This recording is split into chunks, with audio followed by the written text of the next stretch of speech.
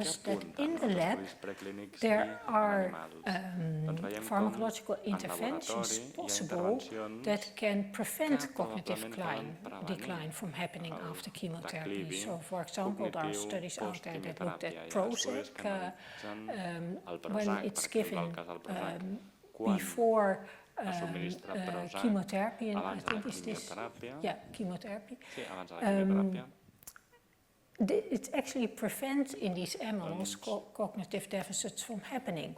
The problem is that a lot of these groups that work on these more fundamental experiments do not really talk with clinicians. So for a lot of these studies there hasn't been a translation to patient studies, or if there has been a translation, it's often in the clinical situation not that promising as it is in the lab. Now, what about the mechanisms of radiation-induced cognitive impairment? And here again, if you're interested in this topic, there was this really beautiful article published 2 years ago in Nature Reviews, based on studies. This study hypothesis that already days, weeks after radiation to the brain, there are processes affected that within a cascade can lead to the progressive cognitive decline that we see in a number of our patients. And we of course had no of these really advanced MRI scans a couple of years ago, but now with these better scanning techniques you can pick up already very early on changes, declines in oligodendrocytes, microvascular damage, subtle loss of white matter integrity hours after radiation, neuroinflammation, which they hypothesize is actually causing this progressive decline in the years later. And for example, this in-house initiative that I talked about with our brain tumor patients who received radiotherapy, we can actually look at these and test these hypotheses. This slide also gives you an overview of a timeline of when this cognitive decline begins to become chronic and progressive. And for example, the patient that I presented to begin with, he is now years and years after whole brain irradiation and is really one of the, I think, 50 or 20% that will develop full-blown dementia after radiation therapy. Interventions. Very important. Actually, there are no pharmacological interventions for chemotherapy-related cognitive problems. If you look at pharmacological interventions for radiation-induced cognitive problems, maybe you are familiar with the 2013 publication in which brain tumor patients and brain metastasis patients received memantine from the Alzheimer world together with their radiotherapy. And what happened is that patients who received this treatment, that their cognitive decline postponed. So it wasn't the case that they did not develop cognitive decline, but it took a longer time to become cognitively impaired than patients who did not receive memantine. And this study was almost significant. It was 0.06. I think it doesn't matter this p-value. It is a very interesting therapy, and it's now tested in a lot of other trials to see whether they can confirm the advantage of this treatment. It's very important to me when you see a patient that you have to think about other causes of cognitive problems. Are there reversible other medications that might affect the cognitive functioning? Are there severe mood problems that should be taken care of as well? So this is what you should keep in mind as well. Now then there are technical interventions. That's also a very exciting area of research where what we try to do is to, for example, spare the hippocampus from the radiation field. And a couple of months ago there was an abstract from one of the RTOG groups that showed that in patients, again with brain metastasis, who both, it was a randomized trial, both patients received cranial irradiation, both received memantine, but one group received hippocampal sparing and the other did not. And they showed that the group who received hippocampal sparing had in the end a lower degree of cognitive problems later on. We ourselves did a similar study, so we were very excited by these results and a little bit pissed that they were just before us. But in lung cancer patients who receive whole brain cranial radiation, and 1/2 of the patients received prophylactic cranial radiation plus hippocampal sparing, and the other half did not. And we do not see any differences. Haven't figured out yet what this means, but at least in our large international trial, we do not see an advantage of this hippocampal sparing for our patients. So that leaves us with behavioral interventions, cognitive rehabilitation, brain training, exercise or relaxation-based approach. And I'm looking at the time, but I think we started a little later, so we have still... Yeah? Oh, okay. Oh.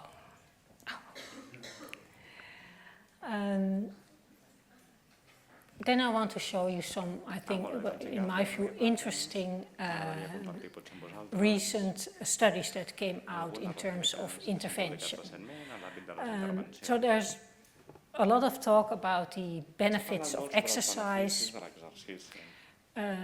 but actually it's such an hype that everybody believes already that it can maybe diminish cognitive problems, etc. If you look at the oncology literature, there are a lot of studies going on, but there is still not many evidence. This is a recent study that came out, the memory and motion study.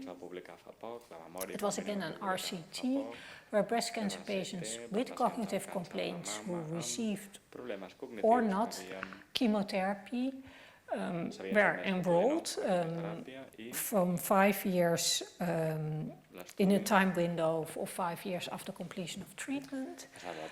The intervention, exercise intervention, lasted 3 months.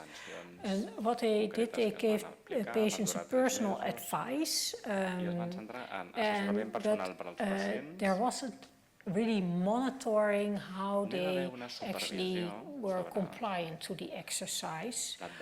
It was not a guided exercise intervention, and they had a control group who received what they say some wellness care. So they received emails about healthy diet, sleep advice, stress reduction, etc.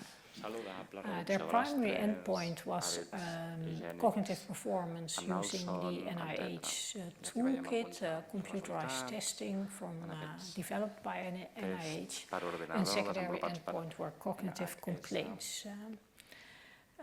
And I think in these kinds of studies it's quite interesting what the inclusion criteria should be, because here patients of course should have cognitive complaints, otherwise you are not interested in doing participating in a trial, but they haven't looked at cognitive problems to begin with, so that can be a choice, but it's something to think about. What is your target?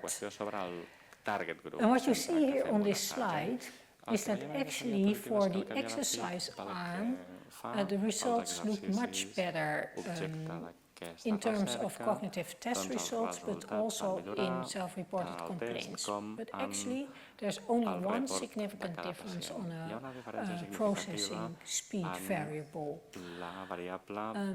Now, the author said, well, maybe this has to do with the training, it was not intensive enough, we did not monitor it enough, or our sample size was still, again, a little bit too low. It's very pity because it looks promising, but it's not significant. So it is a lesson if you design such a study, make sure that you get the most out of it and do not settle for lower numbers, for example, because then it's faster completed, because this is actually a shame, I think. Another study, which I also find very interesting, is a totally different kind of cognitive rehabilitation directed at brain tumor patients.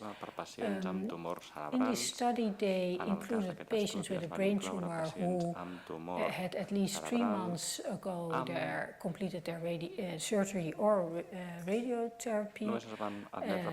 And here they should have cognitive complaints, but also a deviant performance on neuropsychological tests. And they wanted to test a goal management training with something that they called a brain health program. The assessment took place before intervention, directly after intervention, and 4 months later.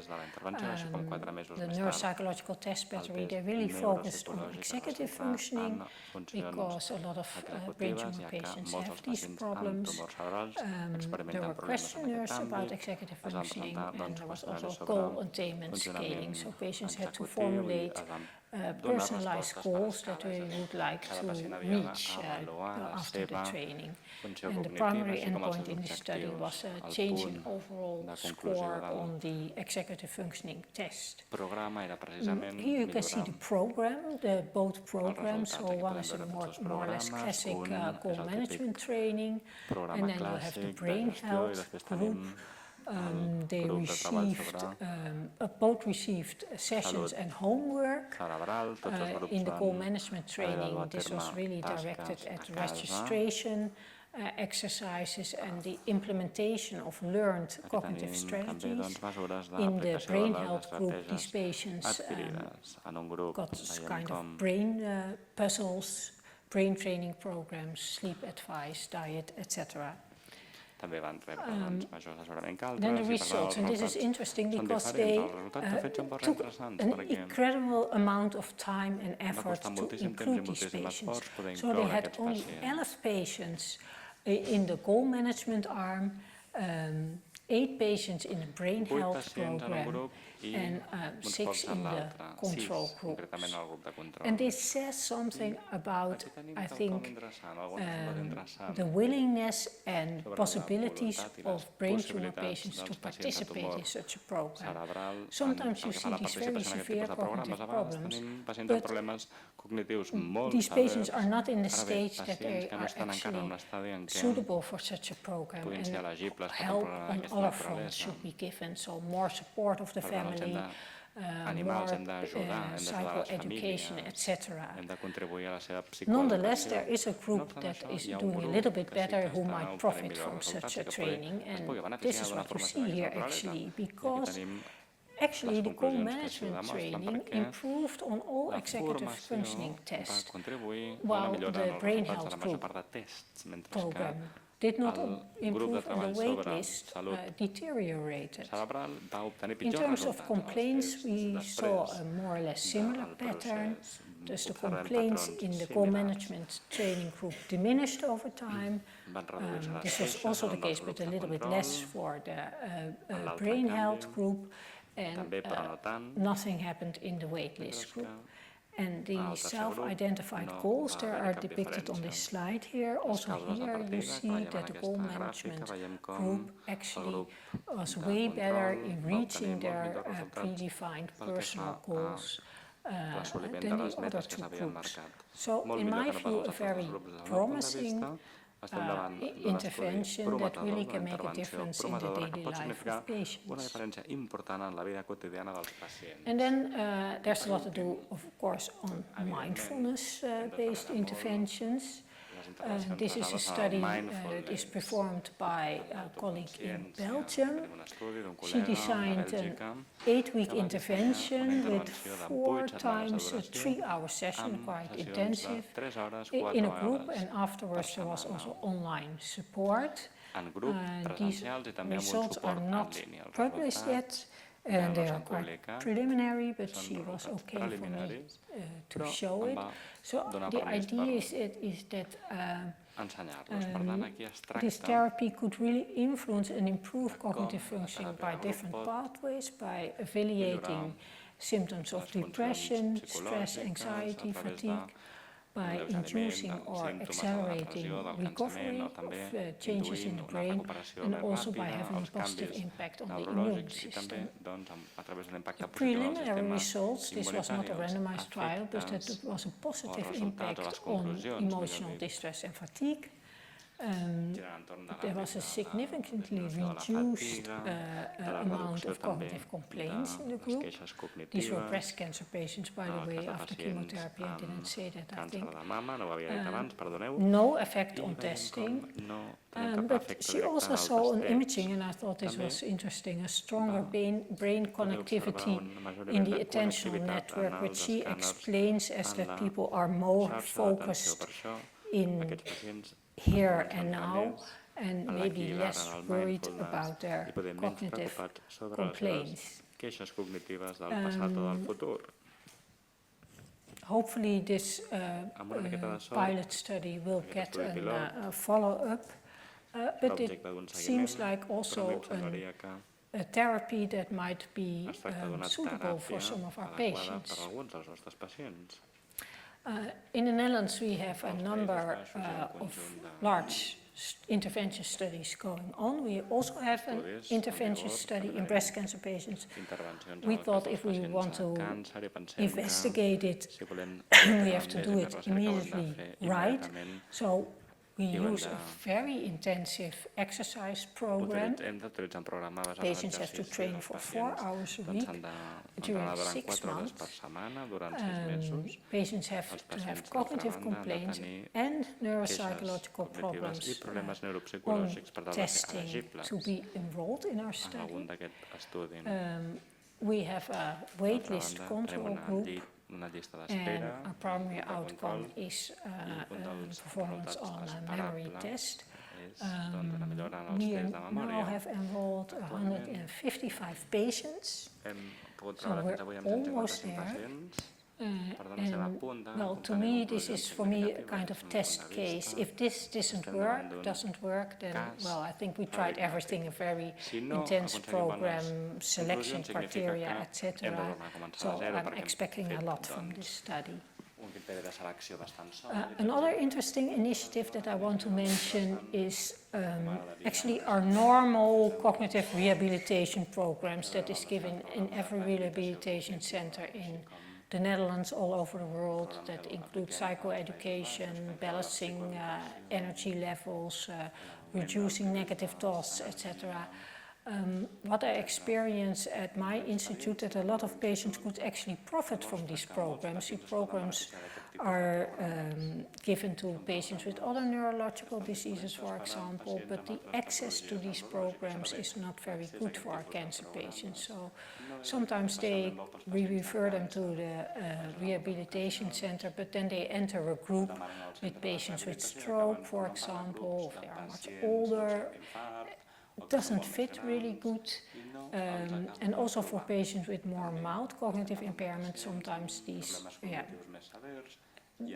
we cannot send them to the rehabilitation center because they are not officially like acquired brain injury patient. Well, I think they can still profit from these programs.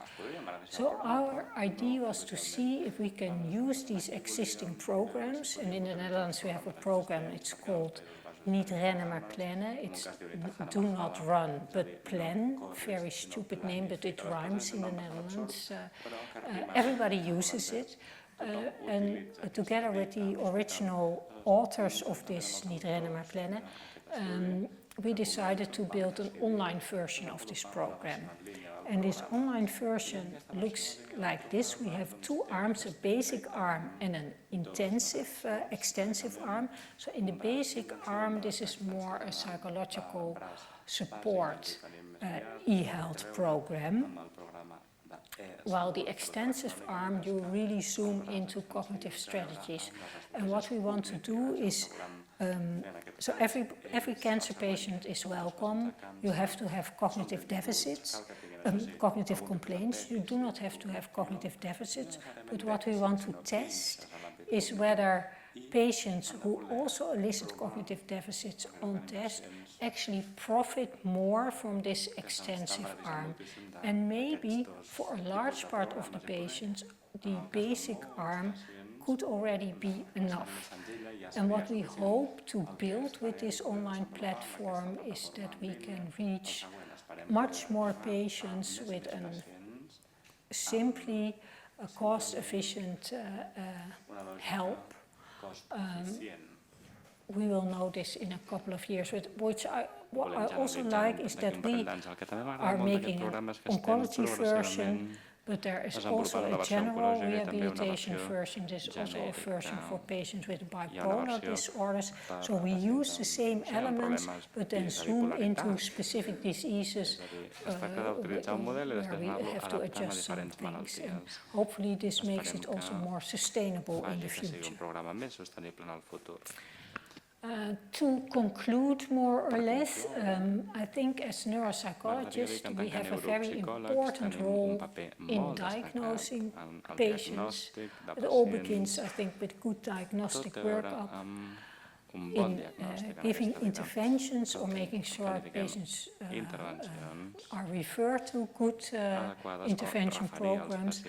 And I think we have a very important role in patient education. And at least in the Netherlands, if you go on the internet and you read about cognitive problems in cancer patients, the information is not good.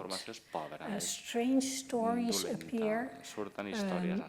So what we decided to do last year is to make a number of movies in which we have patients telling their story, how it impacts their life, partners telling their story, children, and also a lot of professionals, so from neuropsychologists, neurologists, rehabilitation, doctors, what we know now and what can we do at the moment. And we want to update this information each time with new studies.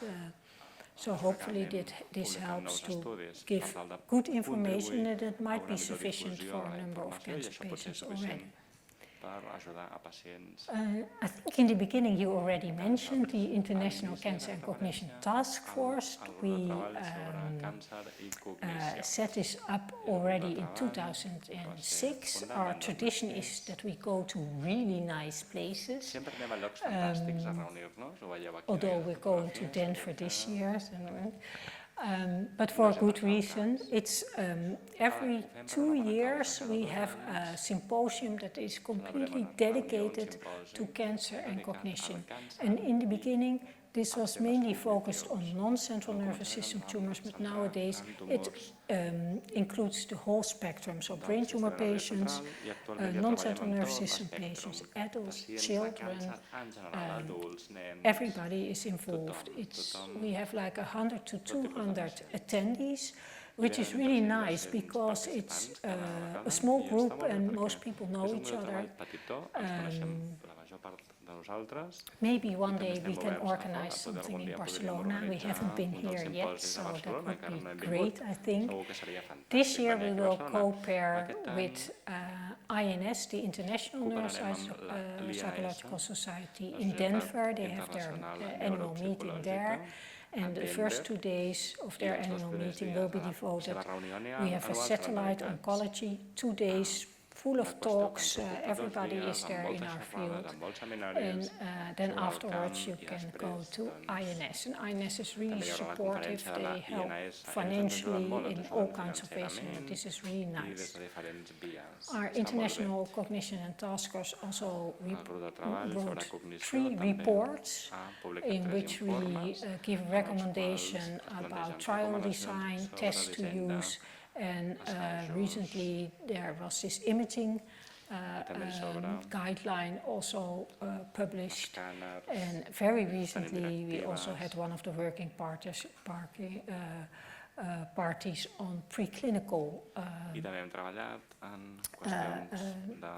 research, proposing a kind of white paper. Finally, this is I think this came out last year or so, also from the Anderson group. It was kind of how we do neuro-oncology and cognition research in our clinical service. So it's really directed very practically. What kind of test do you use? How do you write a report? What kind of feedback? What are the interventions? Might be a very helpful document to start with if you see cancer patients, but not that frequently, and you want to learn more. The International the International Neuropsychological Society also have a special interest group, oncology. If you are a member of the International Society, you can sign up for this SIG, it's called. There is a listserv where people also share experiences, questions are asked about patients, referrals, etc. It is a nice community, very open, everybody is willing to help each other. So this is might also something, the only requirement is that you are an INS member, but it's not that expensive.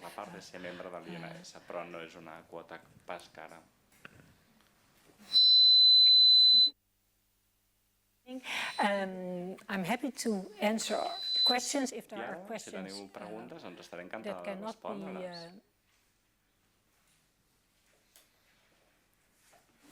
Yes.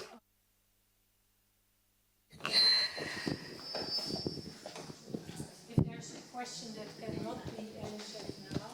Si teniu alguna pregunta, si us plau, en ple la respondrem. Then si no hi ha preguntes, you can always email me, and I will put this on. Si voleu,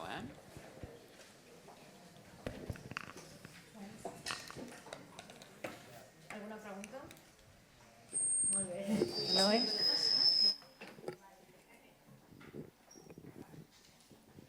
Thank you very much.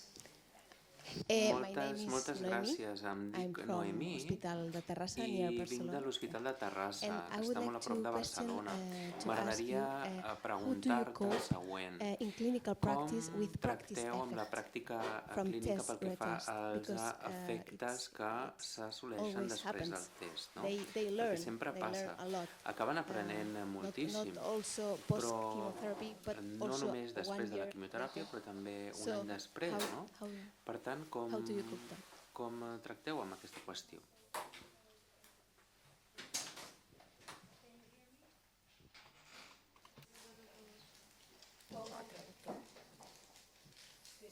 Se sent bé? És pel traductor, se la sent bé, el micro? Diu que on parla. No se sent el micro d'ella. Yes, yeah, okay. Ara sí. Gràcies. Maybe I should disconnect this one. Potser hauria de desconnectar el receptor, no sé.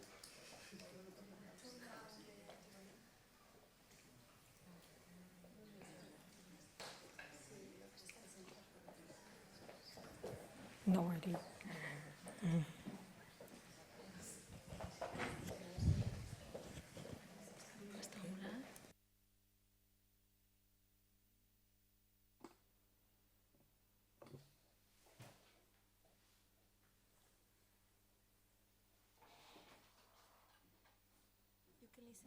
Sí, pot escoltar? Sí, molt bé. Bé, vejam. Yes, it's good that I use this one now. Yeah. Està bé si utilitzo aquest d'aquí? Molt bé. Doncs bé, com estaves preguntant, aquesta qüestió és molt important. Als Països Baixos, moltes persones no tenen gaire en compte aquests efectes que has esmentat, però nosaltres mesurem la fiabilitat, la informació... No se sent? Sí, clar. És que m'estic sentint a mi mateixa molt alta. Sí? Molt bé. Doncs bé, com estàvem dient, emprem aquesta informació també en les avaluacions individuals, però no ho fem a tot arreu. Per tant, el que suggerim és que aquesta informació que existeix estigui disponible potser no per tots els tests. També les dades de segons quina població o fora de l'àmbit de l'idioma que sempre, però jo crec que val la pena que es tingui en consideració perquè nosaltres sabem que aquests efectes poden ser grans, com a mínim per a alguns pacients, doncs poden romandre durant molt de temps. Nosaltres al nostre hospital vam dur a terme un estudi amb pacients de càncer de pit i vam avaluar abans de la quimio, després de la quimio i un any després. Però la diferència dels altres estudis és que tots els pacients inclosos van ser tractats amb el mateix règim. Tots van ser tractats amb fluorouracil, epidemiològica i també la mateixa substància, la ciclofosfodina, i hi havia era un grup de 51 dones, 26 van tenir aquest règim i l'altre grup tenien aquest règim més de taxaïna. Per tant, vam poder veure quin era el paper d'aquesta substància i el que nosaltres vam poder apreciar és que, sens dubte, la pràctica era un repte per a nosaltres perquè no teníem un grup de control per prendre en compte les mesures estadístiques. Va ser un repte força gran. Finalment ho vam resoldre d'una manera força divertida, però el model que vam veure, el patró, és el que diu la literatura, aquesta pèrdua d'atenció, memòria i funció cognitiva i també el subgrup amb taxina també en el processament de la velocitat i del moviment motor. M'agradaria fer-te una altra pregunta, si m'ho permets, i us prometo que deixaré el micro. Quina mena d'avaluació o quin screening recomanes, no per nosaltres, no per neuropsicòlegs, però per als infermers, infermeres o doctors, metges, perquè els pacients es queixen moltes vegades que potser no tenen les eines o el test necessari per avaluar, potser el test de Montreal, no ho sé, el Minimental no ho sé. Nosaltres sabem que el test de MMSI no és sensible. El MOCA és una mica millor, però crec que tot i així no inclou el dèficit cognitiu que experimenta aquesta població. És un dels riscos, i nosaltres com a professionals hauríem de defensar que si el que volem és dur a terme un diagnòstic correcte, no es pot fer en 10 minuts. Jo personalment, doncs, crec que val la pena establir un seguit de criteris i referir el pacient a un neuropsicòleg, que tenim que veure la severitat de les queixes, la quantitat de queixes, la quantitat de preocupació que té el pacient, però no massa aviat en el procés, perquè moltes vegades no tenim ninguna referència.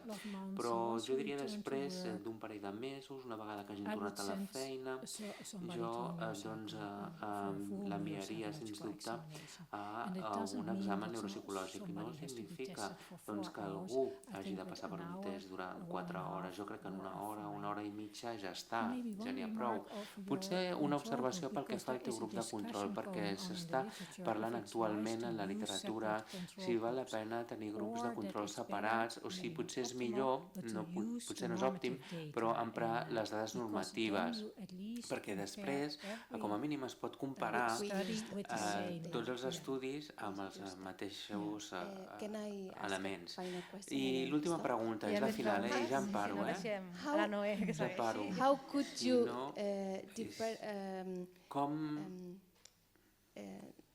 differentiate? Es pot diferenciar. How could you say es pot arribar a dir que la pèrdua cognitiva per causa de la quimio és diferent a la que es produeix per Alzheimer en dones grans detectades. Jo crec que és difícil diferenciar aquests dos casos. Penso que no es pot fer només en un examen i per tant la qüestió és fer un seguiment al llarg del temps de l'individu. Moltes gràcies. Molt bé. Més preguntes?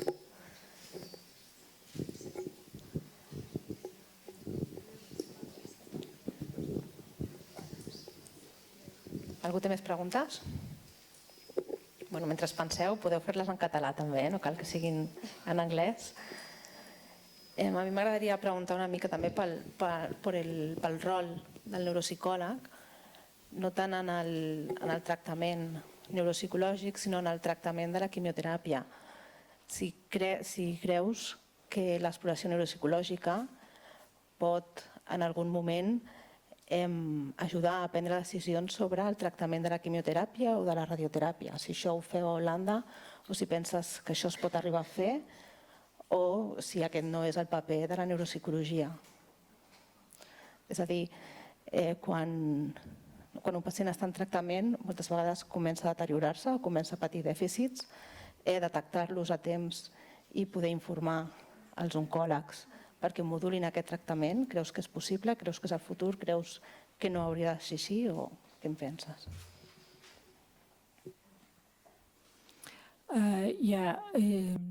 Sí, és una pregunta molt interessant, una vegada més. No és fàcil respondre-la, en canvi. Jo penso que en el cas dels pacients amb quimio o sense quimio, el que podem veure al nostre hospital és que s'està duent a terme una gran atenció per intentar no donar un tractament gaire en excés. Actualment, conforme els tractaments se milloren, doncs podem veure que hi haurà un tipus de pèrdua cognitiva i jo crec que és al cap i a la fi un element que podem tenir en compte si s'hauria d'aplicar o no quimio. Però sempre, per suposat, s'ha de fer conjuntament amb el pacient aquesta decisió i també s'ha de tenir en compte els efectes secundaris de la quimio. Però tot i així, aquesta qüestió és tan important per a algunes persones i una vegada més, doncs la quimio pot ser res, per a algunes persones és l'única oportunitat de cura i per tant pensem que és el que s'ha de proposar, però si un pacient està preocupat doncs s'ha de veure quines són les tècniques per tractar amb aquest problema. No sabem exactament com podem optar a una solució o una altra, però si mirem el tractament hormonal i tot i que no s'ha pogut analitzar aquesta hipòtesi encara fermament, però si mirem els diferents agents que actuen força diferentment, potser seria molt més senzill optar per fer el canvi entre teràpies. Si, per exemple, si hi ha pacients que tenen símptomes de pressió severa, doncs potser en una fase avançada es podrien aplicar segons quins inhibidors, el mateix podem aplicar-ho quan hi ha una pèrdua de coneixement, tenim algunes substàncies que hi ha, sens dubte, un impacte molt més gran pel que fa a la solució al funció del pacient, jo crec que hauríem d'analitzar quina és la contribució de la químio i quin seria el tractament amb un major impacte, perquè encara tenim resultats que són encara molt baixos. La qüestió cognitiva, sens dubte, és un dels objectius més importants que es plantegen quan s'aplica els tractaments. Si us en recordeu de la imatge de la metàstasi cerebral i la irradiació que us he mostrat en imatge, bé, jo penso que ara per ara no s'està tenint gaire en compte, no s'està considerant àrees molt eloqüents del cervell, les àrees més importants del cervell. Jo crec que podríem adaptar el tractament encara millor per poder estalviar danys en àrees més importants, o també posposar la radioteràpia en segons quins pacients i esperar i veure i fer-ho després. Jo crec que els nostres radioterapeutes i neurooncòlegs estan més que oberts per aquesta mena de decisions. Més preguntes?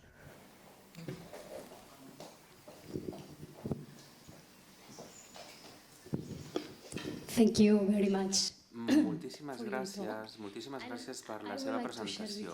M'agradaria compartir amb tu els meus sentiments. Estic una mica frustrada quan veig els resultats relacionats amb la rehabilitació cognitiva i l'entrenament cognitiu. Jo sempre he tingut l'esperança, o tinc l'esperança que evidentment si hi ha pèrdua cognitiva, la rehabilitació cognitiva hauria de funcionar en aquesta població. Però els teus resultats no van en aquest sentit, perquè els resultats que ens has ensenyat s'han centrat en altres símptomes, però no s'han centrat gaire en l'àmbit cognitiu. Llavors, la meva pregunta és la següent. Què és el que penses al respecte i per què? Per què es produeix això? I què és el que podem fer al respecte, no? Bé, no soc gaire negativa pel que fa a aquesta temàtica. El que hem pogut veure és que la rehabilitació cognitiva molt freqüentment no ens ofereix beneficis pel que fa als tests, però sí que es veuen beneficis per resoldre segons quines queixes. Si pensem en la tasca de la rehabilitació, evidentment no es pretén resoldre aquesta pèrdua cognitiva, sinó que el que ofereix són noves estratègies pels pacients per fer front a aquesta nova situació. Les expectatives que veurem també milloren en el test. Moltes vegades no són tan realistes. De fet, el que avaluem, de fet, ho hauríem de poder tractar. És a dir, si estem avaluant les queixes subjectives cognitives, el nostre objectiu hauria de ser intentar millorar la vida quotidiana d'aquests pacients i que aquesta persona, i no que aquesta persona tingui la capacitat de fer més testos d'aprenentatge. Si la nostra intervenció és més ambiciosa i realment vol fer el canvi en l'estructura del nivell cerebral, potser l'exercici, la meva hipòtesi diria que els programes d'entrenament podrien tenir un paper a jugar i com a mínim això és el que espero. També sento una mica de frustració perquè moltes vegades no es copsa aquest benefici, no s'assoleix, però considero que és molt més complicat del que podríem pensar. Per mi ja és en si mateix una fita molt gran si les persones tenen menys problemes.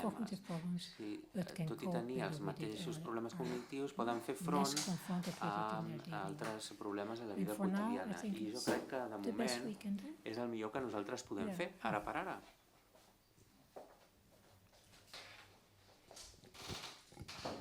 Més preguntes?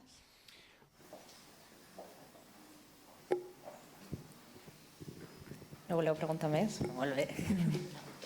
Hello, thank you so much. I am Moltíssimes psychologist. gràcies. soc psicooncòloga i com a curiositat no sé quina és la diferència al teu país pel que fa a la neuropsicologia o la psicooncologia, però com a psicooncòloga nosaltres treballem my experience mainly in la meva breast and experiència prostate cancer survivorships mama, and pròstata cognitive impairment is one of their complaints, la but pèrdua cognitiva és also una de les they queixes que have rebem més sexual freqüentment, però també problems, problemes work disfunció problems, sexual, social problemes problems. laborals, problemes So, socials. but if you want to design a program el que volem devoted és to all dissenyar of un these programa areas, dedicat is a too tots much aquests àmbits, moltes work for them. vegades So, doncs, when do you és bo think treballar you per must focus only on En què cognitive functioning? ens hem d'enfocar, Talking sobretot quan about parlem de problems funcionament related to chemotherapy or cognitiu radiotherapy, o not la radioteràpia, nervous quimioteràpia. No system estic parlant tumors. ara dels tumors que afecten I el mean, sistema nerviós. as I see in your Puc veure talk, en la the seva best thing presentació is to do que el millor de programs tot that plegat include és tenir whole programes que areas, puguin incloure depression, tots els àmbits, physical la depressió, activity. So what do you l'activitat think? física, Because per tant, què we want és to el que pensa? focus Perquè in nosaltres every ens volem area, enfocar en clinical tots els history of àmbits neurocognitive de problem, l'estudi another clínic, for dels sexual problemes problem. neurocognitius, un altre In per our als problemes data, sexuals. patients have Les dades much que more nosaltres problems tenim, than els problemes cognitive tenen molt functioning. més what do you problemes que think el about funcionament cognitiu. I per when tant, we què és want el to que design a penses? program, Quan volem dissenyar un focus in programa, the ens whole hem d'enfocar problems en tots els or problemes just o cognitive només en el funcionament cognitiu? Very good question. Bé, molt You're bona aquesta totally right pregunta. that Tens tota cognitive la raó. problems are Els seldom problemes there in cognitius isolation, moltes right? vegades es Or tracten even d'una if they manera begin in aïllada. isolation, if O fins i they tot si comencen the d'una duration manera is long aïllada, enough la of these duració cognitive suficientment problems, they will llarga get also i llavors emotional, aquests problemes psychological, cognitius other també acaben problems. tenint impacte Fatigue is a major emocional, problem. psicològic. La fatiga és un dels problemes més greus també. What I think El que what I penso do, o el que and jo I'm not faig, sure this i is no totally estic completament segura de si això és absolutament científic o correct, completament correcte des de la perspectiva is try científica, to el que jo see intento és intentar which veure problem is quin most problema pronounced és el que està més in accentuat our questionnaires and tests, en but els also in nostres the life tests of i the també patient. als qüestionaris, però també en la vida I del also pacient. take into account Alhora també which tinc therapies en there compte are at quines són hand les teràpies que will tenim elicit disponibles success i que ens most podrien quickly. garantir So un if èxit I molt have més a ràpid. patient, Per exemple, breast si tinc un cancer pacient with de càncer de cognitive mama problems, amb problemes with, cognitius, problems of, quins són els problemes adjustment problems, d'ajustament, emotional problems, fatigue. de problemes emocionals, de I would fatiga. personally Jo personalment try to solve the intentaria other resoldre problems els altres problemes I will abans send somebody to d'enviar algú something like cognitive training a strategy. alguna estratègia d'entrenament Because I have the cognitiu. feeling that for Perquè some tinc la patients, sensació que per if alguns we pacients, take care of these si cuidem psychological problems d'aquests of problemes fatigue, psicològics, de that the la cognitive fatiga problems neuronal, might els problemes also cognitius també es If poden this is resoldre. not the case, and Si this aquest is no és what el I cas then i discuss with the és patient, això el que then hauria the de parlar amb el patient has to pacient, come llavors el back. pacient and ha de then tornar we'll start working i després on the començarem a cognitive treballar pel que strategies. fa a les estratègies In terms of cognitives. exercise, En not termes d'exercici, everybody loves no exercise. a So tothom, no I a think tothom we li agrada should l'exercici, also per see tant, what the personal hauríem de veure preference quines són les preferències of a personals patient is d'un pacient get also the most per success, because saber it doesn't com help es podria to put assolir someone un in èxit an molt més exercise gran, program perquè no if podem he posar doesn't algú a un like programa it. d'exercici si no li agrada en absolut, no? Yes. Sí.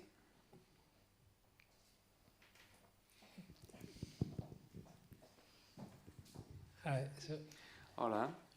usually we assume, Normalment- and I think it's obvious that Bé, jo penso que és when més we obvi diagnose que quan somebody with diagnostiquem some kind of algú devastating, disorder that amb may un or may not trastorn associate devastador que potser està assume that associat it's o no normal, amb that these la people pèrdua cognitiva, frequently will develop some kind of al psychological final reactive aquestes events, persones like mood tindran disorders, anxiety, esdeveniments depression, etc. psicològics So we usually, adversos when we com address depressió i cognitive d'altres aspects i of per these tant diseases, try to veiem control or to cover aquests the aspectes, influence intentem of these, controlar-los perquè reactive no influeixin psychological tant factors. However, aquests we factors know psicològics that reactius. some Amb tot behavioral sabem alterations que of algunes the, duracions let's say, the comportamentals behavioral manifestations són of cognitive manifestacions impairment and many other cognitives i també d'altres trastorns. I per tant, la meva pregunta és aquesta. Els aspectes comportamentals relacionats amb la quimio i les malalties oncològiques estan sent avaluades d'aquesta manera. Per tant, les característiques neuropsiquiàtriques relacionades amb la pèrdua cognitiva... Sí, crec que entenc més o menys el que està comentant. És a dir, tenim problemes cognitius per una banda i que estan associats amb els problemes psicològics, però també hi ha la situació on tenim la mateixa causa d'ambdós problemàtiques. Per exemple, un pacient amb síndrome frontal té un trastorn que està estretament relacionat amb això. No sé si hem de començar per aquest símptoma i després el meu abordatge seria enviar algú a algun centre, aquesta persona al centre de rehabilitació on es tingui la mateixa atenció pels problemes cognitius com també pels símptomes depressius que venen junts amb aquest trastorn de pèrdua cognitiva i que estan al cap i a la fi a la mateixa font. No tenim un protocol per cada pacient individual. El que hem de veure és veure quin és el síndrome remanent, subjacent, i per tant intentar veure quina serà la millor estratègia pel pacient per poder tenir un abordatge. No sé si estic responent a la teva pregunta, sí? Ho puc fer millor, però intentaria repetir-ho. Ha quedat clar? Més preguntes? Bueno, si no, ho podem deixar aquí. Ara hi ha un pica-pica aquí fora, que també estarà la Sanne, i li podreu també seguir preguntant potser més de tu a tu. I esteu tots convidats. Moltíssimes gràcies per la vostra assistència i espero que ho hagueu disfrutat. Moltes gràcies.